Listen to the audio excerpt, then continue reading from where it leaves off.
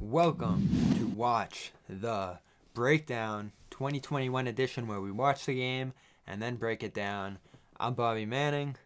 Welcome back. Appreciate you. Subscribe below. Appreciate everybody who's come over from the Garden Report. We do our own thing over here and talk about a deeper level of analysis of the game, the X's and O's, the film, the stats, the analytics. No, we just talk about the trends and debate, discuss what happened the night before. So we'll overreact a little bit. We'll get into some larger trends. We'll talk about some bigger stories in basketball, maybe with some guests here this season. But I appreciate you guys being along for the ride. First thing we're going to do, of course, is overreact to some preseason, because the most indicative, telling result of the coming basketball season is preseason basketball. Don't tell me anything else. Jeff Teague, 7 for 9, going off. He's Kemba's replacement. Payton Pritchard, 6 for 10. Do I hear some Rookie of the Year nominations already starting with him? I don't know what to make of the Celtics so far this year. This is the most tumultuous start to a season in terms of injuries, in terms of losses and uncertainty that this team has gone through in years. That brings me to my 4 takeaways from the Philadelphia 76ers and the Boston Celtics. Here we go. Number 1. Could that ball control be a mess to start this year? We look back on Brad Stevens' history with the Celtics, and the one constant throughout their time here is they have had good point guards, whether Rajon Rondo, the player of the month, Jordan Crawford, you get an Isaiah Thomas, and Kyrie Irving, now Kemba Walker last year. And they always have ball handling. They always have multiple layers of ball handling. So you'll have wings like Evan Turner. Gordon Hayward is the steadier ball handler of the group. And turnovers aren't your problem. Well, the Celtics come out and uncharacteristically of them in a way that I've never quite seen during the Brad Stevens era. They let it go 9 times. And that's going to be a problem. Because if you look at the numbers last year, the Celtics were a top 6 offense. And it was largely held together, not by elite shooting, not by incredible free throw rate or anything like that. They weren't an extremely efficient scoring team, but they kept the possessions in check.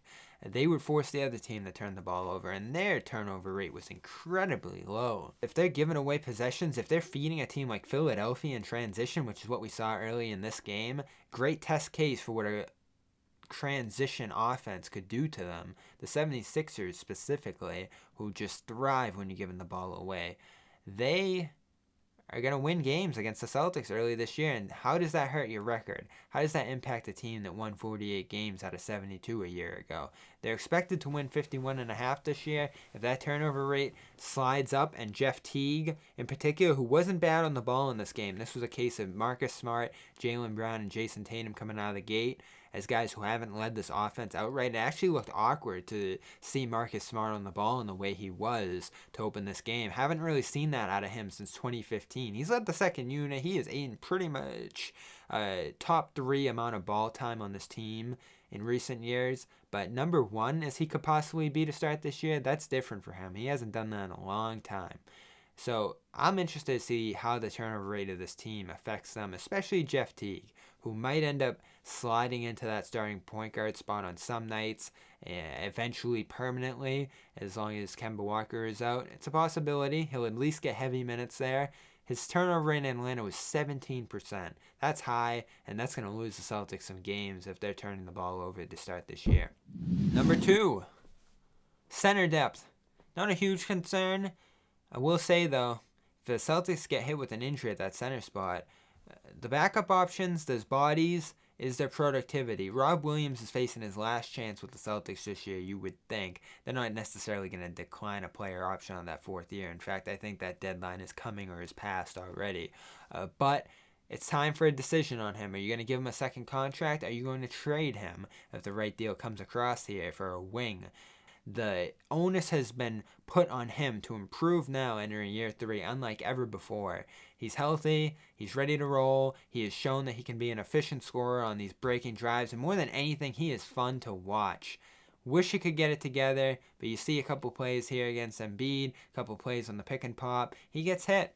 And he is still a shaky positional defender, even if he's a great shot blocker. So Robert Williams, another opportunity he had lost for him. Let's get into some positive stuff, though. This team certainly benefited from a rookie, which they didn't see at this rate all last year. We joked on Celtics postgame that Payton Pritchard did more on the offensive end in this game than anything Romeo Langford did in his rookie campaign. And he certainly looked better than Aaron Nesmith, who, for 1 second here, I'll stick on him. Calm down. Hasn't played in 360 days almost. It'll be 344, I believe, by the time that this season gets started. He's been off for a long time. So he's still getting back into things more than Payton Pritchard, it feels like, who was able to work out over the offseason a little more from the looks of it, because he's in game shape. And what did we hear about this guy coming into the draft? He's going to attack. He's fearless. I look at this transition play here where he just gets it going. And the timidness of the rookies last year, on the offensive end in particular, I thought they all defended fairly well. Were they willing to get on the ball and make things happen? They didn't have a guy like that last year. And Payton Pritchard looks capable. Is he the rookie of the year? Is he the saving hope for the offense? Is he a Kemba replacement? We can't go that far. But if they drafted a good player in the late first round, you take it. Payton Pritchard, impressing in his debut. I left this for number 4, Philadelphia. The new pieces there look good. Seth Curry had an alright night, I thought. Danny Green sparked the game with some defensive intensity that took advantage of Boston's sloppiness on the ball. In fact, he was the one breaking up all those isolation plays. And so this team has the ceiling to be better defensively, certainly, which is where they fell apart last year. They weren't an awful offense by any means, and you get a steady diet of points from Jaylen, Embiid, Ben Simmons, even if they don't complement each other the best way. But that remains my biggest concern with the 76ers if we think of them as a contender, which some people do. I've seen tweets of Nets versus 76ers East Finals. I'm seeing NBA Finals predictions again for this team, and what are we doing? What have they shown to prove in the Joel Embiid and Ben Simmons era that can be a championship duo? Jimmy Butler had the team looking like they could push the finals run if they got past the Toronto Raptors that year. He's gone. Now, do you move on to a James Harden as talks have upped into the night here? I lean yes still. Crack open the offense. You lose a little bit defensively, but let's face it, the defensive upside wasn't there to begin with last year. Do you take a look at what you have here early this year? With Tyrese Maxey, Green, Curry coming in. Good moves, not game-changing moves to me, but maybe they unlock a bridge between your two stars there that I don't imagine being possible players of that caliber. Maxey looked great in this game. Doc Rivers, it was all praise for him. And Doc is the changing variable as well. Daryl Morey could make mid-season moves to transform this team and unlock their core in a better way. He says today they're not trading Simmons. That's a risky proposition. Simmons is a guy that you can count on right now to defend Jayson Tatum, Kevin Durant, Giannis Antetokounmpo. Your biggest competitors in the East could be feasibly shut down by this guy. Last year, though, and again, we don't know because he didn't play in the playoffs, that wasn't enough to unlock this team being anything more than a 6th seed. Al Horford's gone. That could help. But is addition by subtraction that large? We'll see. So there's Celtics 76ers tonight. We give you Nets, Celtics. Check us out on CLNS Media after the game, on Celtics postgame. I am Bobby Manning. Listen to Dome Theory with Josue Pavone. We talked about Man on the Moon and NBA rapper artist comparisons. It was a fun chat. So I'll be sharing some of the outtakes of that on CLNS Media, and you can listen to that on Spotify, iTunes, and Stitcher. Dome Theory Sports and Culture. Bobby Manning. Watch the breakdown. Let's watch some more after the next game.